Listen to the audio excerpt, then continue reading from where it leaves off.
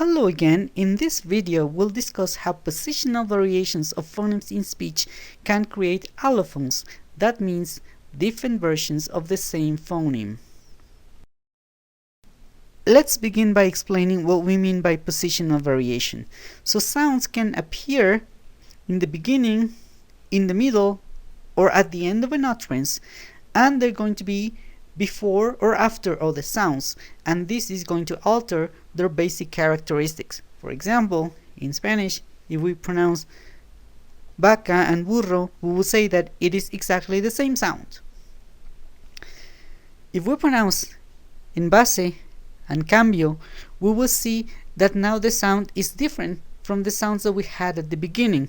This means that in the first case, vaca and burro have a fricative sound, but when we pronounce en base and cambio, the fact that we have a sound before the b makes it plosive, and therefore we have a variation of the same phoneme. In the same case, if we read this sentence here, llorón siempre tan llorón, we're going to see that in the first part the sound is more like a semi-vowel, but in the second part, when it appears before the sound n, the sounds got together and we create an affricate, tan llorón, instead of just llorón. Okay, so this is what we call allophones, variations of the same phoneme depending on the position that they have in the utterance. Something that we need to specify about allophones is that they are non-contrastive sounds. So unlike phonemes that we're going to see here in this group, the sound is different, and the fact that the sound is different, this is going to change the meaning. For example, in the first pair, man is singular, but men is plural. On the other hand, phonemes like the ones that we have in this second group of words are going to sound different. If we take one example, teacher and pretty, you can see the difference in the way that I pronounce the sound t. However, this is identified as the same sound. The same thing happens with all of them. Pale and lip, tip and pit, leaf and feel, mountain and meticulous, upper and person, and the t sounds in the word 20. These are different sounds, they have a different articulation, but they are considered to be the same sounds because even though they are pronounced in a different way, this does not lead to a change in meaning. If we summarize this information, we can describe then allophones as non-contrastive positional variations. This means that allophones are variations of a phoneme because they have a different position in a word. The sound is going to sound slightly different, but of course it's going to be perceived by native speakers as being the same sound. There is not a change of meaning. First example of positional variation in English is aspiration. Now this is going to happen with all voiceless stop consonants. When they appear at the beginning of a syllable of a word, they are going to be produced with an additional burst of air that is called aspiration. So for example, the sounds p and t and k, as we remember, all of these are voiceless stops. Now, if we see the groups of the words on the left, we will notice that they are pronounced with an additional burst of air, this explosion that we're going to hear. Pie, pull, pat, and pear. However, on the groups of words on the right, because there is a sound before the sound p, there is not going to be aspiration. Spy, spool, spat, spare. Same thing happens with t, tie, tool, to, tore. But sty, stool, stew, store. And finally, we will see this aspiration with the sound k, key, cool, cold, and core. But on the other hand, we will say ski, school, scold, and score. So if the voiceless stop consonant is at the beginning, it is going to be pronounced with aspiration. A second example of positional variation in English is flapping. Now this happens to the sound t. When it appears in the next syllable after the stressed syllable, what is going to happen is that instead of touching the alveolar ridge and staying there, the tip of the tongue is only going to move very, very quickly. It's going to be pulled back and it's going to produce a sound that is identified as a flap. So this means that it is not going to be a plosive anymore, it's going to become a flapped. Now this characteristic is one of the most important, more noticeable differences between American and British English. We can find it in words such as cottage, and Peter, and pretty, and attic, and butter, and pudding, and total, and city. So these words are pronounced with a flap. There are two important things that we need to remember about flapping. The first one is that for a flapping to occur, the sound t has to be after the stressed syllable, as in the words patio and meteor and platter and citizen. Because when the sound t appears in the stressed syllable, it's going to be pronounced in the regular way as a plosive. For example, potential, meticulous, platonic, and citation. Now, because the flapped sound is voiced, this is going to resemble the d sound, and therefore this is going to create homophones in American English. All of these pairs of words are pronounced pretty much the same. Pudding, pudding, ladder, ladder, deader, deader, bitter, bitter, and liter, liter. Now, finally, flapping can occur between words because, of course, if there is a stressed syllable before a t sound and the sound is between two vowels, we are going to get exactly the same effect. Listen to this. The police shot at him. Eat it. Shut up. He cut a lot of wood yesterday.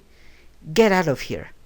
We can see that also in these phrases, in these sentences, the sound t is going to be pronounced as a flap. In this example, we can see the occurrences of flaps within and between words. Let's pay attention and find the flaps. What are we going to do today? Well, we're starting with a quiz. You won't have to do any actual writing, but you will have to recognize the flaps in this piece of writing.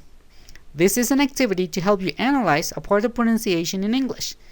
But if you have trouble finding the flaps, then what is the best strategy for completing the quiz? First, it will be a great idea if you located the occurrences of t and then decided if the two conditions apply. Of course, you might find a lot of t's that are not at all pronounced as flaps. I hope you won't get upset about all the letter t's. It's not really so complicated. I believe in your capability. Good luck. Let's now turn to another phenomenon that also happens with the sound t, which is called glottalization. So basically, when the sound t appears in a syllable just before or after the sound n, the air that is moving out from the lungs is going to be blocked at the glottis, because remember that to pronounce n we need to close the glottis because it is a nasal sound. So the vocal cords are going to come together and they're going to make the t sound glottalize. Here we have some examples: button, certain, mutton, curtain, mountain, sentence, and fountain. So all of these words, as you can see, contain a glottalized t sound because it is pronounced next to the n sound, which is also an alveolar sound. We have another example in which we can notice even more how the t becomes a glottal stop in the word bottle. Okay, so this is another allophone of the sound t, and it's called a glottal t. Something even more interesting about the sound t is that it can disappear completely. When it appears in a sequence with the sound n and t, both of these sounds are going to be produced as a nasalized flap. Now, why? Because basically we have two sounds with the same place of articulation. Both n and t are alveolar sounds, so we can only pronounce one. And of course, this is going to be the n. What is going to happen in this case is that because we have a vowel afterwards, the sound t is going to basically disappear. We can see this phenomenon in words such as winner, entertain, accountable, to runner, 20, wanted, interview, and Santa. So, in all of these cases, we can see that instead of pronouncing n and t, we're going to pronounce just n, and the sound t is going to disappear. Now, this also happens between words. For example, when I say I want to rest, the sound that we're going to hear is wanna and not want to. Same thing if I say I'm going to take a nap. What you're going to hear is gonna, because the sound t disappears and you only pronounce the sound n. Now, to review, summarize, and practice the different allophones of the sound t, we're going to read some words and we're going to try to find out whether the t sound is plosive, that means the normal regular pronunciation, if it's aspirated, if it's flapped, if it's glottal, or if it disappears. So pay attention to the pronunciation of the words and we are going to see how they are pronounced. Number 1, kitten. We can see that in this case it is a glottal sound. Water.